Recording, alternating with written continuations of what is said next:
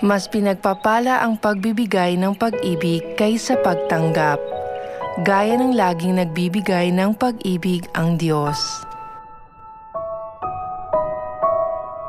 Noong tayo ay mga anghel sa langit at kahit noong naipatapon tayo sa lupang ito bilang mga makasalanan, hindi kailanman tumigil ang Diyos sa pagmamahal sa atin.